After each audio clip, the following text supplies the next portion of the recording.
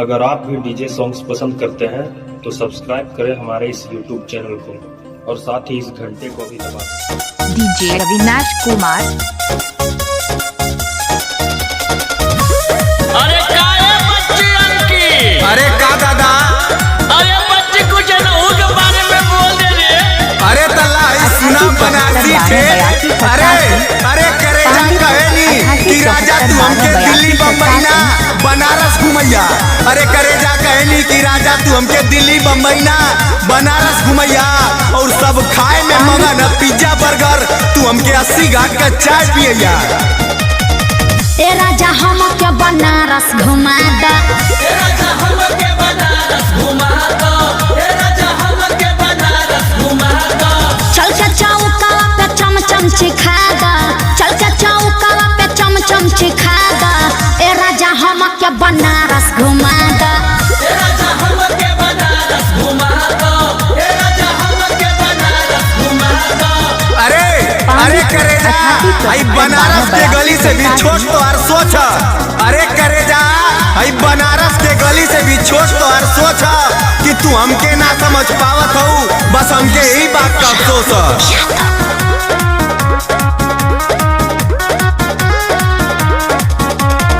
रिंग road पे चलो राजा selfie खिंचाइब। Selfie खिंचाई हो सेल्फी खिंचाई। सेल्फी खिंचाई हो सेल्फी खिंचाई।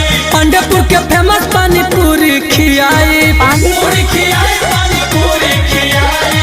पूरी खियाई पानी डीजे अविनाश कुमार। अरे अरे करेजा तू कहलू कि तोरे सहरिया का मिठैया बहुत मीठ।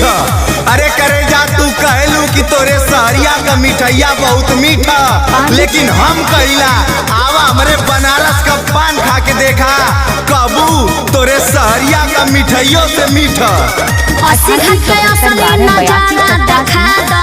80 घाट के असली नजारा दिखा दा। ए राजा हमके बनारस घुमा दा। ए राजा हमके बनारस घुमा दो।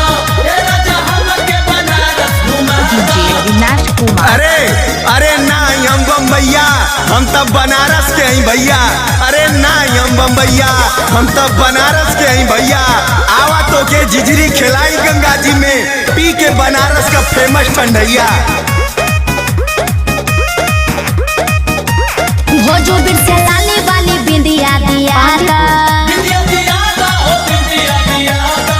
बिंदिया दिया दो ओ बिंदिया दिया दो। गाजीपुर से टुन टुन शिवम के बोला दा। शिवम के बोला दो अंकित के बोला दो। शिवम के बोला दो अंकित के बोला दो।